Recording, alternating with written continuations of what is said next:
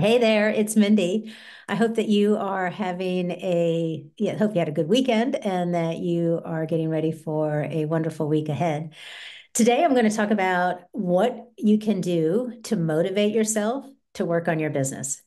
And frankly, this never even really occurred to me to be a thing, but I keep getting questions from therapists, emails, and you can email hello@mindytotten.com if you have a question that you'd like answered on the YouTube video. It's coming up with people who have been emailing me, but also inside the Bodywork Project, which is a group coaching support program that I have support for your business and also for you, of course. The question, like, how do I make myself do this? Like, I know what to do, and how do I make myself follow through? How do I motivate myself? And for me, I really had to stop and think about it because I'm like, well, what do you mean motivate yourself? Because of who I am, the way that I'm wired. I'm a double Virgo. I like to, because of my craziness in my own childhood, I like to do the things that I say that I'm going to do, because that didn't always happen with the big people around me when I was little. So I am just very like, I don't know if it's motivated is the word, or just very like, yes, I said I was going to do this, and so I'm going to do it. I do certainly have times when I'm like, ugh, I wish I hadn't said I was going to do this because I don't want to do it. So I do know what it feels like, of course, to want to do something but not be able to really be excited about doing it. So I'm going to share a couple of things with you today that I do, and hopefully they will help you to get motivated and to stay motivated and to follow through with the baby steps that you need to take to do the work you need to do to get your practice where you want it to be. So the first thing that I want you to think about is not making your the things that you want to do, not making them too huge. I've been told before that one of my superpowers is being able to take giant projects or giant activities, things, and break them down into smaller and smaller and smaller pieces. And that's what you need to do too. You can get some support if you're not good at that, but you need to break things down into smaller pieces so that there's something that you can just check off of a list. So, for example, if you say, okay, today I'm going to work on that workshop that I want to give next spring. That is really hard to get motivated to do, because what does that mean? Work on the workshop that you want to give next spring. Like, what are you actually going to do? So narrow it down. Okay, well, the first thing I need to do is outline what I'm going to teach during those 4 hours of the workshop. Great. Narrow it down more. Outline the first hour of the workshop. Narrow it down more. Find the materials that I need to outline the first hour of the workshop. You see what I mean? You just keep narrowing, narrowing, narrowing. So you finally get to a point where you say, oh, okay, on Tuesday afternoon, I am going to find those materials I've been looking for that will help me know what I want to teach for that workshop. It's something that you can check off of a list. And I did have one student say, okay, yeah, checking off the list and stuff, Mindy, but like I have all that on my desk and I can't even find the list of what I'm supposed to be doing. So a trick that I have is sticky notes. Post-it notes. Love them, love them, love them. Like I was about to say, you never really see me around without some kind of sticky note. I've got that one right there. I've got this one right here. Put those small tasks that you want to do onto a sticky note and pop it on the wall. Put it right over your laptop or wherever you do your work. Put it up there so you don't forget it. It doesn't get lost.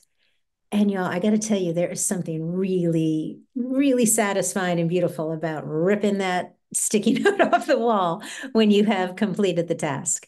So narrow down to small pieces and then use sticky notes to keep track of what you need to keep track of. I mean, you can sort of see behind me too on my wall calendar, sticky notes of the things that I have coming up. So that can be really, really helpful at keeping things front of mind and also making them small enough to do. Now, another thing that is really helpful for me, really motivating for me, is giving myself a prize. If I do X, then I get my prize. And my prize, I mean something usually pretty small. So for me, it's often chocolate. It might be being able to call my girlfriend from college. Like, okay, I really want to call my friend. All right, but I need to do these three things first. Let me knock these three things out, and then I can call my friend. That is really, really helpful for me because I know that I can go from where I am to where I need to be, and I get some great prize. And again, by great prize, whatever it is that you want, where, I don't know, whether it's a coffee or hanging out with your dog or whatever it is, give yourself that as motivation. Okay, when I do X, Y, and Z, then I get this fabulous prize. And then the last thing is really counterintuitive. This last piece of advice actually comes from a business principle called Parkinson's Law, which basically says that the amount of time that you need to do a task will increase to fill the amount of time that you have to do it. So counterintuitively, try giving yourself less time to do something than you think you might need. For example, you might say, okay, I need to write that article about Feldenkrais for the Natural Awakenings newsletter, whatever it is. You're going to write this article. I'm going to do that on Saturday. Okay, Saturday is a really big, long day.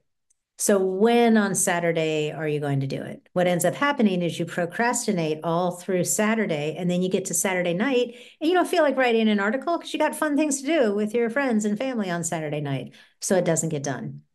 Instead of saying, I'm going to write that article Saturday, try instead saying, I'm going to write that article Saturday from 9 to 10. 1 hour. That's all I'm giving myself. Now, you might sit down and you're working on it, and you might just crank it out and you're done. Boom, you've got it. You're ready to go. Rest of the weekend free. Or you might work on it from Saturday from 9 to 10 and find that you need a little more time. No problem. You finish at 10 and then you say, I'm going to finish this article tomorrow at whenever, 2, because I've got some time in between this and that. I'm going to finish it tomorrow during this specific amount of time.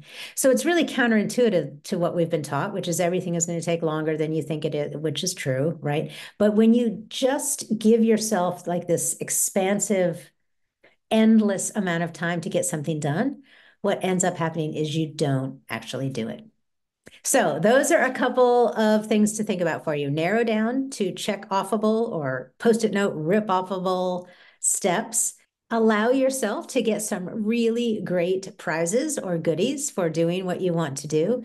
And then allow yourself smaller blocks of time to get things accomplished rather than bigger blocks of time, and see how that works for you. I'd love to hear how it goes. You can always reach out. You can leave comments below, of course, or reach out at hello@mindytotten.com. Love to hear how these things are working for you. And if you find the videos helpful, I would love for you to subscribe or share with a colleague or two to help them do their best work in their bodywork business as well. Okay, that's it for now. I'll see you next time.